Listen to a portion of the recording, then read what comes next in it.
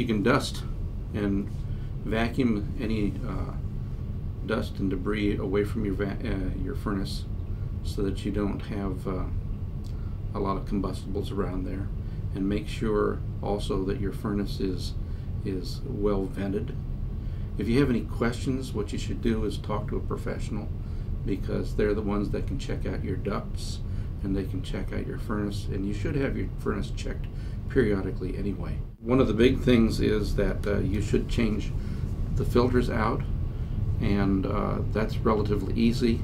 Some furnaces have the filters in the ducting system as compared to by the furnace itself.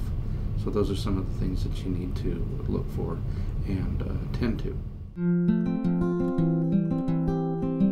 Well, your fireplace is, over the years, if you are burning wood that has a lot of creosote in it or resins, it can coat the inside of your chimney, and if it gets hot enough, those will ignite.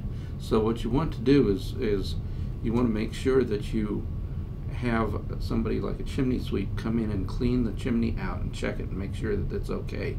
The big thing is to make sure that your fireplace vents properly, that you do not have any leaks that could cause problems in the house, and you also need to make sure that you have the chimney itself is free of resins and creosote. Well, there's a lot of things that you can do on the outside just on a daily basis. You need to rake the leaves and the debris away from the edges of the house. What I like to do is take some bug spray and spray all around the perimeter of the house, because as it gets towards winter and it gets colder, bugs that winter over will try to get in the house because it's warmer.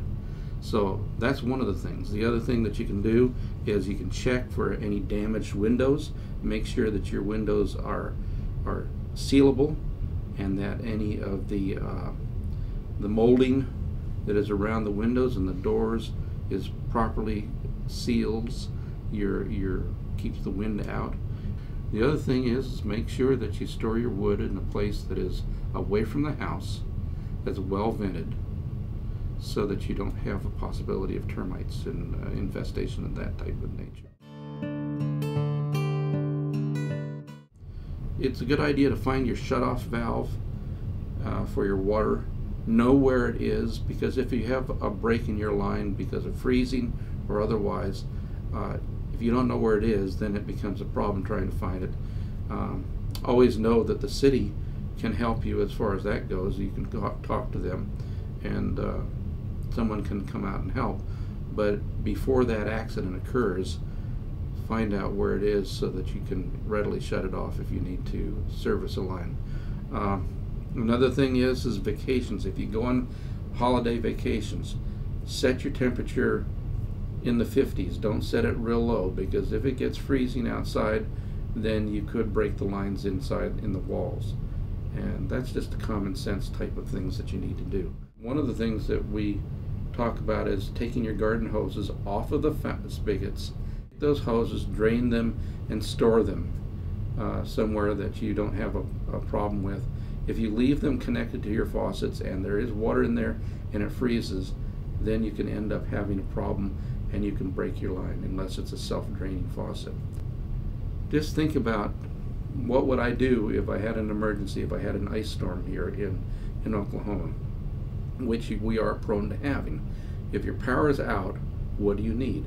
Build yourself a 72-hour minimum kit that has some food, has water, has some clothing. Know where all your medical papers are and your personal papers in case you have an emergency that you need to get to them. Because mobile homes and trailers are elevated, you need to make sure that that mobile home is properly strapped down. You need to make sure that it is properly founded on either the support posts or a frame. In the wind, things will buck around and move, so make sure that they're stable.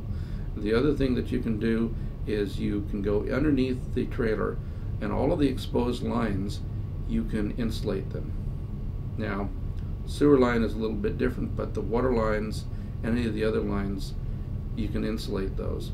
And then the most important thing, I believe, is to make sure that you have a skirt around the trailer, and that skirt is done in such a way that you seal off the blowing wind, because as the wind passes underneath the trailer, then what happens is you drop the temperature and you draw heat from the house. So what you're doing by skirting it is you're making things more efficient.